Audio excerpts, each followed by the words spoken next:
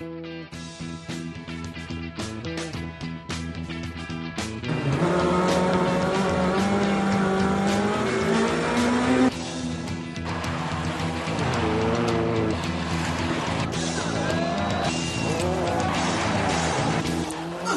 sommaire de ce premier numéro 2010 d'Autorally, le résumé complet du Monte-Carlo, le rallye le plus populaire au monde, l'épreuve la plus imprévisible aussi du calendrier international. Elle ouvre la saison IRC 2010. Bonsoir à tous, bonsoir Georges Biard. Bonsoir Gérald, et oui, ce rallye est bientôt centenaire avec un départ mercredi à Valence en Ardèche. Un casse-tête pour les pneus puisque la première spéciale est enneigée et la deuxième est couverte d'eau. Et Georges, on commence par le premier favori écarté dans la lutte pour la victoire. Le Tchèque Jan Kopecký, le pilote Skoda, vice-champion IRC 2009, qui a un problème là. Il est maudit sur ce rallye. L'an passé déjà des problèmes de direction assistée en début de rallye. Ici une crevaison, il va déjà perdre 4 minutes dès la première spéciale. C'est énorme. La surprise, c'est la nouveauté. Elle est bien née. Elle vient de l'esprit de notre fantasque ingénieur belge Christian Loriot. C'est la nouvelle Ford Fiesta Super 2000, pilotée par Hirvonen. Il est en tête le premier jour. Le matin, sans faute, 2 meilleurs temps. Il est leader avec 5 secondes d'avance sur Ogier. L'après-midi, encore un meilleur temps. Il rentre leader avec 42 secondes. 42 secondes d'avance sur Chris Meek et sa Peugeot. Donc la Ford est performante dès sa première sortie. Il faut aussi dire évidemment que le pilote l'est aussi. Derrière lui, on retrouve la Peugeot préparée en Belgique chez Kronos. C'est celle du champion IRC en titre, Chris Meek. Seul pilote Kronos, donc ici engagé. On annonce le retour de Peugeot Belgique dès la Sardaigne. Le matin, pour Meek, il termine en force avec un deuxième temps. Il est 3e du classement général. L'après-midi, il insiste encore 2 deuxièmes temps. Et il remonte à la 2e place. Et comme on l'a dit, donc à 42 secondes quand même déjà de la Ford de Hirvonen. Est-ce que vous pensez, Georges, que Meek vise plutôt la 2e place derrière Hirvonen, qui, rappelons-le, ne disputera pas le championnat IRC? C'est sûr que Meek joue le championnat, mais Meek voudrait quand même bien accrocher le Monte-Carlo à son palmarès. Et il joue le championnat devant cet homme, Juho Hänninen, le pilote Skoda. Très bien ici l'an passé, avant une crevaison et puis une sortie de route. Le matin de cette première journée, 3e à stricte égalité avec Meek en fin de matinée. L'après-midi, dans la dernière spéciale, il va commettre une grave erreur de choix de pneus et perdre 40 secondes. Il va chuter à la 3e place et à un retard de 22 secondes sur Meek. Oui, il pointe à 1 minute 04 d'Hirvonen. Rien n'est joué.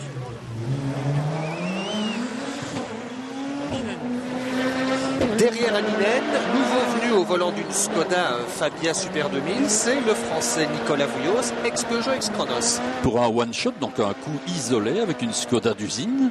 Le matin, longtemps plus rapide en début de spécial, il perd systématiquement sur la fin de ses chronos. L'après-midi, il revient quand même 4e. Il n'est quand même qu'à 16 secondes du podium. Et Hänninen qui connaît cette Skoda par cœur. En 5e position, le vainqueur du Monte-Carlo l'an dernier, encore un pilote WRC comme Hirvonen. Il ne dispute que ce rallye en IRC parce que c'est le Monte-Carlo.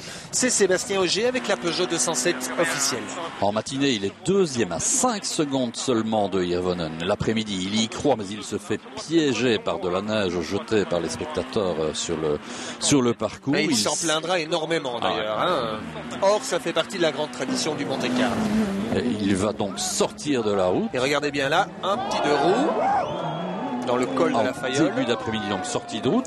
Il va quand même terminer en force avec un meilleur temps en finale, mais il est déjà 8e à plus de 2 minutes. 5e devant Magalhães, Magalhães, c'est comme ça qu'on dit, le portugais. Champion du Portugal.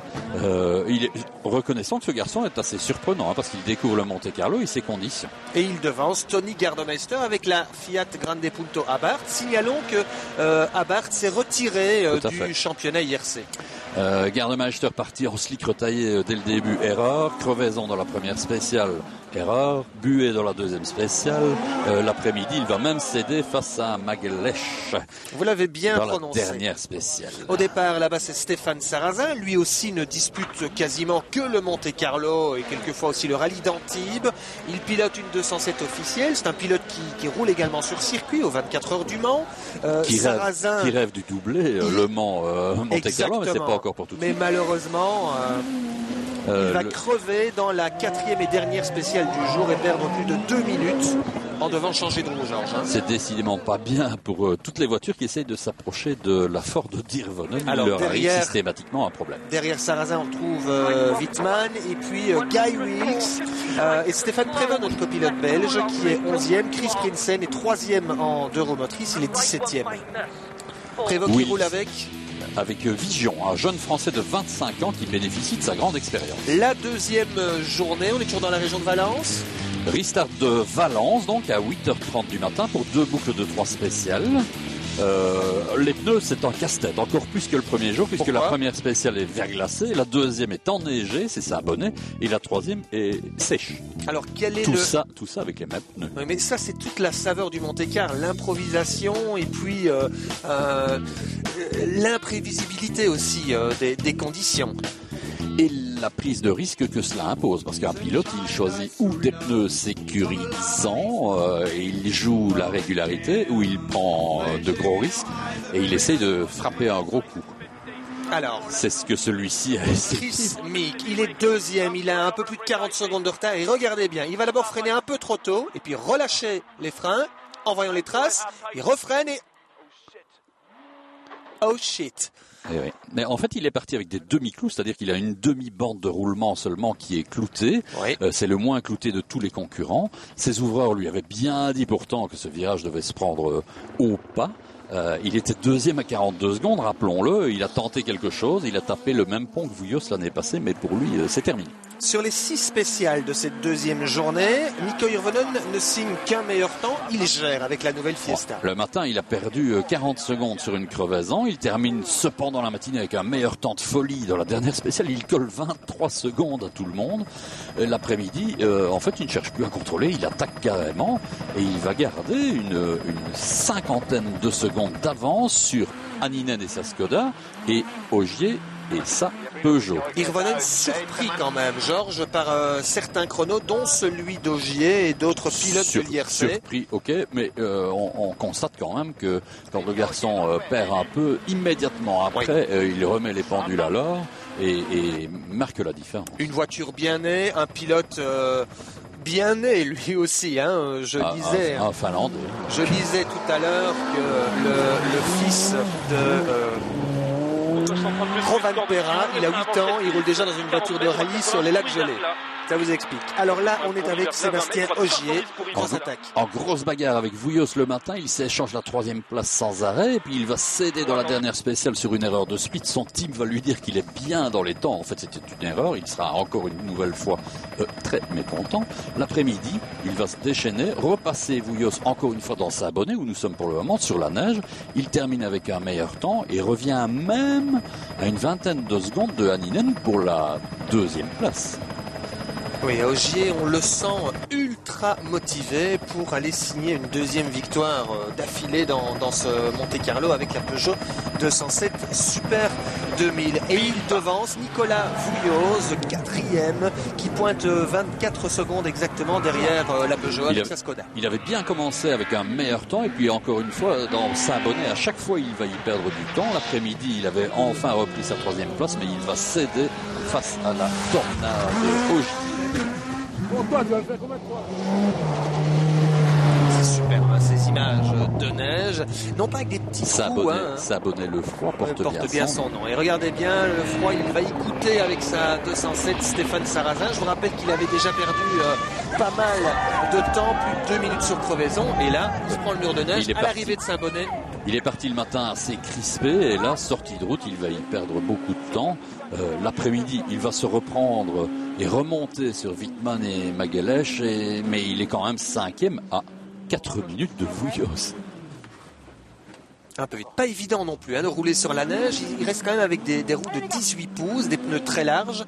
Et alors, ce qu'ils ont fait, c'est qu'ils ont fait une bande de 3 à 4 cm au milieu du pneu. Comme ça, ils avaient des clous à droite et à gauche du pneu, ce qui permettait d'avoir plus de pression au niveau du placement des clous sur le pneu. Ça, c'est Wittmann qui va nous faire un petit pare-choc dans le prochain virage. Ouais, lui, il a pourtant joué la sécurité. Il utilise des clous dès que possible.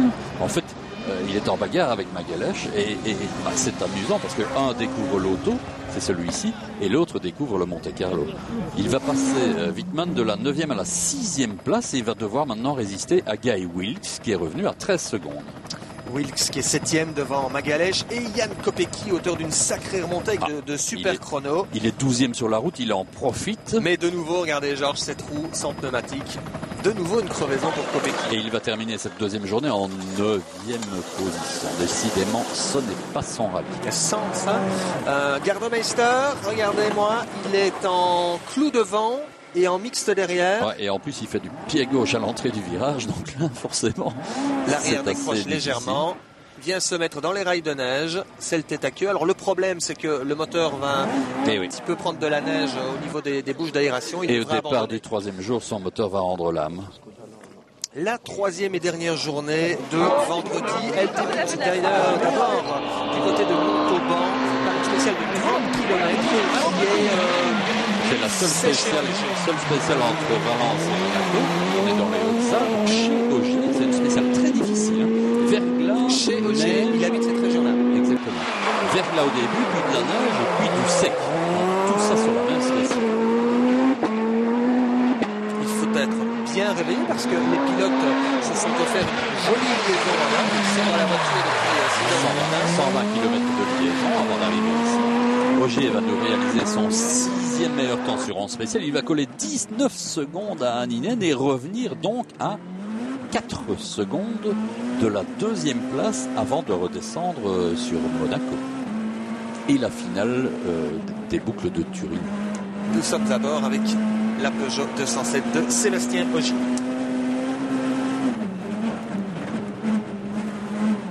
Il est en pneu clouté là ? Normalement. Sûrement, oui.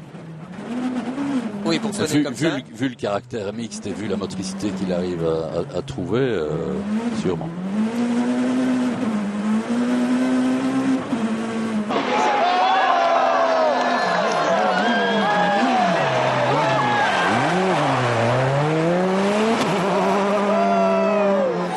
Ça c'est bon, Georges. Hein ? Superbe passage. Donc Ogier signe un temps de folie, 18 secondes 4 devant Wilkes et 18 secondes 7 devant Juho Hänninen avec la Skoda. Et 3e temps pour Hänninen à près de 19 secondes, mais seulement à 3 dixièmes de Guy Wilkes, qui réalise là le 2e temps, lui, avec aussi une Skoda. Guy Wilkes qui en profite pour remonter de la 7e à la 5e place et qui fait dignement son anniversaire ce jour-ci. Ce jour, vendredi donc, durant ce rallye de Monte Carlo. Jäät on oikein pätsiä, 100. Vasen helppo ja oikein K kirraa heti sumppuun ja vasen eri. Jatkuu vasen K. Juho Hänninen qui affiche clairement ses prétentions dès la première spéciale de vendredi matin avec Sébastien Ogier. Il veut revenir sur Mikko Hirvonen et s'imposer dans ce Monte Carlo tout en sachant qu'Hirvonen ne disputera pas le championnat IRC, donc il est moins dangereux dans l'absolu. Hirvonen, 4e temps à 22 secondes. Ce pilote, il n'est pas très à l'aise. Dès que les conditions d'adhérence sont changeantes, ça lui convient pas trop. Mais ceci dit, bon, il va garder 44 secondes d'avance sur ses deux rivaux maintenant, puisque derrière lui se pressent Hänninen et Ogier, bien sûr.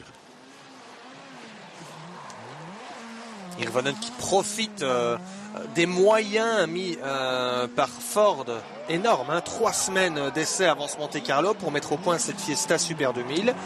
Chapeau aussi, parce que piloter une Super 2000 où il n'y a pas de moteur turbo, c'est 4 roues motrices avec un moteur atmosphérique, il faut beaucoup plus se battre avec la voiture pour la maintenir dans les tours, et il s'en sort plutôt bien.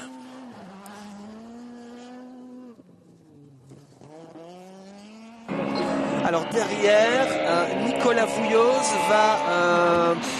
il va décrocher dans cette première spéciale. Il l'avouera, il n'était pas bien réveillé. Il a roulé dans un faux rythme, Georges. 6e temps à 44 secondes seulement. Ça, c'est énorme. Ah oui, tout à fait. Là, il roule, à mon avis, endormi.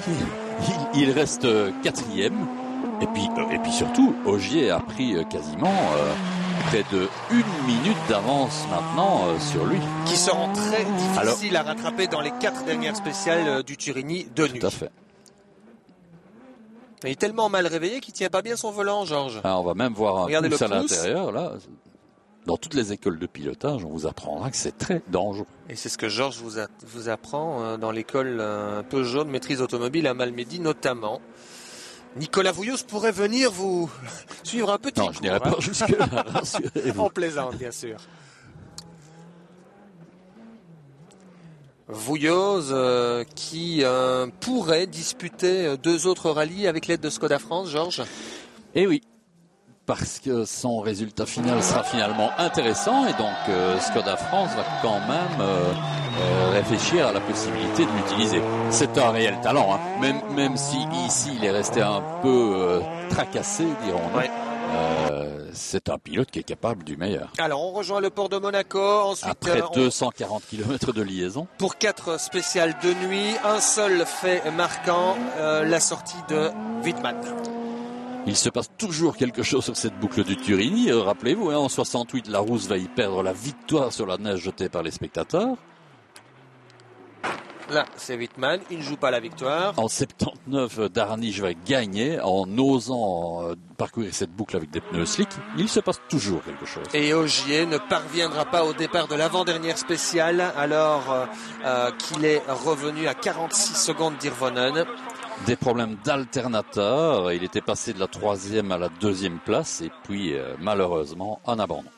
Irvonen déroule et va s'imposer pour la première fois au Monte-Carlo. Il va première fois résister, pour la Fiesta. Ah ouais, bien résister dans la première spéciale aux attaques de Ogier, bien réagi dans la 2e et puis finalement il sera débarrassé de la pression. Irvonen remporte le Monte-Carlo 2010 devant Anninen et Vouilloz 3e, une Ford devant 2 Skoda, 4e Sarrazin avec la Peugeot.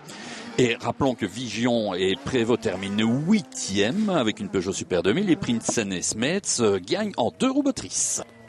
Voilà, on retrouvera très bientôt Mikko Hirvonen dans Autorally. Notre prochain rendez-vous, l'ouverture du championnat du monde. Cette fois, il sera au volant de la Focus en Suède face à Sébastien Loeb, mais également à un certain Kimi Raikkonen en C4 et Ken Block en Ford Focus. Là, c'est Tommy Mäkinen, le quadruple champion du monde.